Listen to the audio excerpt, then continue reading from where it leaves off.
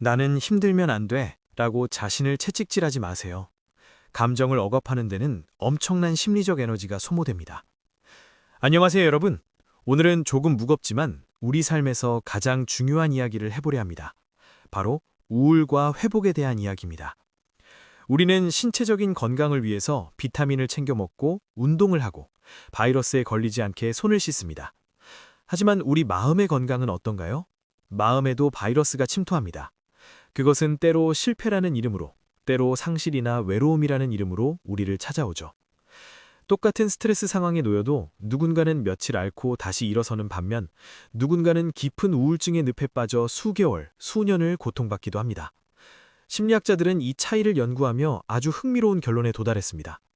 외부의 불행을 막을 수는 없지만 그 불행이 우리 영혼을 파괴하지 못하도록 막아주는 심리적 면역 체계가 존재한다는 사실이죠. 이를 회복 탄력성이라고 부릅니다.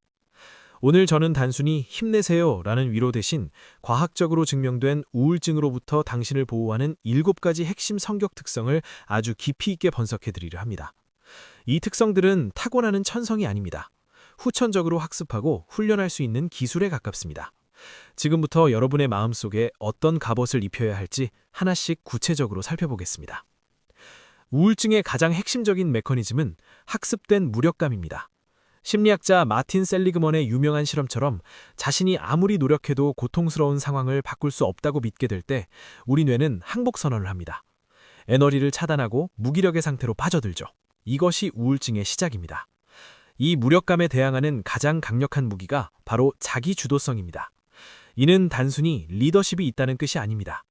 내 삶에서 일어나는 일들에 대해 나에게 어느 정도의 통제권이 있다고 믿는 내적 통제감을 의미합니다. 회복력이 강한 사람들은 거대한 폭풍우가 몰아칠 때 폭풍 자체를 멈추려 애쓰지 않습니다.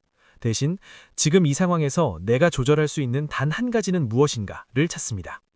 우울증이 깊어지면 세수하는 것조차 거대한 산처럼 믿겨집니다. 이때 자기 주도성이 있는 사람은 자신을 비난하는 대신 아주 작은 목표를 세웁니다. 좋아, 오늘 다른 건 못해도 창문 하나는 열어서 환기를 시키겠어. 이 사소한 행동이 왜 중요할까요? 우리 뇌의 전두엽에 나는 여전히 환경을 조절할 능력이 있다는 강력한 데이터가 입력되기 때문입니다. 이 데이터들이 쌓이면 무력감의 사슬이 끊어지기 시작합니다. 여러분, 오늘 여러분이 주도적으로 결정하고 실행할 수 있는 가장 작은 일은 무엇인가요?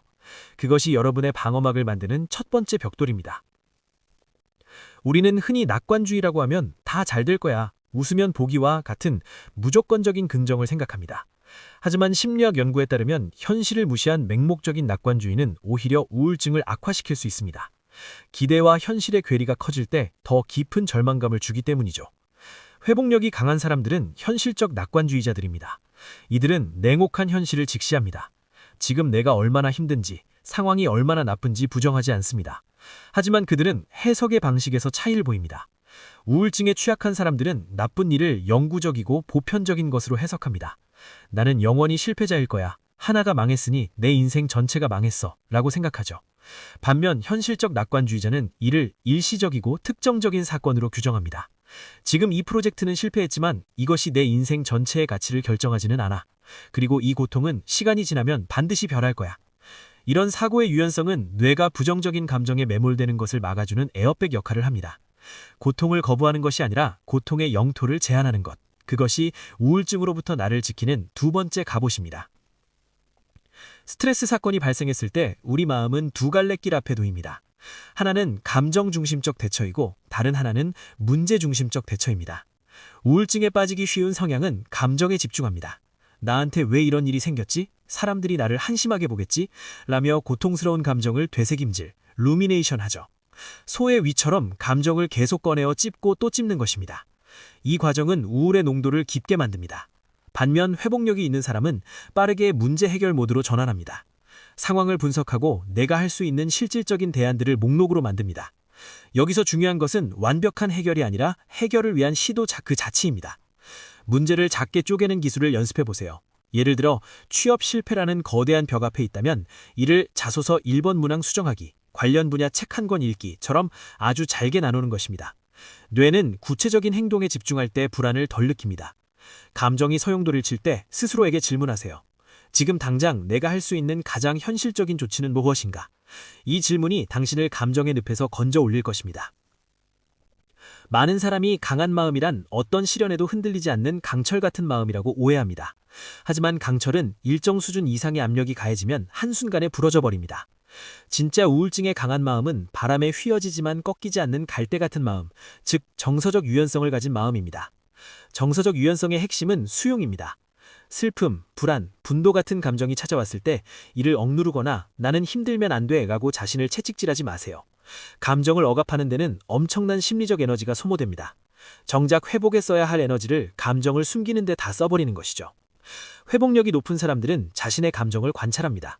아, 지금 내 마음속에 먹구름이 끼었구나. 내가 많이 속상해하고 있네. 라고 이름을 붙여줍니다. 감정을 나와 동일시하지 않고 객관화하는 순간 감정의 파괴력은 급격히 줄어듭니다. 감정은 날씨와 같습니다. 비가 온다고 해서 하늘이 무너지는 것이 아니듯 슬픔이 찾아왔다고 해서 당신의 존재가 무너지는 것은 아닙니다. 당신의 감정에 친절해지세요. 그것이 가장 높은 수준의 정신 건강 기술입니다. 우울증은 일종의 고립 바이러스입니다. 그것은 우리 귀에 대고 아무도 너를 이해하지 못해. 너의 이런 모습을 보여주면 사람들은 실망할 거야 라고 끊임없이 속삭입니다. 그래서 우울해질수록 우리는 동굴 속으로 숨어들고 그 고립은 다시 우울을 심화시키는 악순환을 만듭니다. 인간의 뇌는 사회적 동물로 진화했습니다. 누군가와 연결되어 있다는 느낌은 뇌의 보상 회로를 활성화하고 스트레스 호르몬인 코르티졸 수치를 낮춥니다. 회복력이 강한 사람들은 도움을 요청할 줄 아는 사람들입니다. 주변에 수백 명의 지인이 있을 필요는 없습니다. 나의 취약한 모습, 나의 못난 모습까지도 있는 그대로 보여줄 수 있는 단 한 명의 존재가 우울증을 막는 결정적인 방어선이 됩니다. 누군가에게 내 고통을 말로 내뱉는 순간 뇌는 그 고통을 처리 가능한 정보로 인식하기 시작합니다. 혼자서 짊어지지 마세요. 손을 내미는 것은 연약함이 아니라 생존을 위한 가장 지혜로운 전략입니다. 우울증 환자들의 공통점 중 하나는 내면에 아주 가혹한 비평가를 키우고 있다는 것입니다. 남들에게는 관대하지만 자기 자신에게는 세상에서 가장 엄격한 잣대를 들이댑니다. 실수 하나에 나는 쓰레기야, 나는 자격이 없어 라며 가학적인 언사를 퍼붓죠. 이 내면의 비평가를 잠재우는 것이 자기자비입니다. 심리학자 크리스틴 네프민 자기자비를 세 가지 요소로 설명합니다. 첫째, 자신에게 친절할 것. 둘째, 실수는 인간의 공통된 경험임을 이해할 것. 셋째, 자신의 고통을 과장하지도 축소하지도 않고 있는 그대로 알아차릴 것. 실패했을 때 스스로에게 이렇게 말해주세요.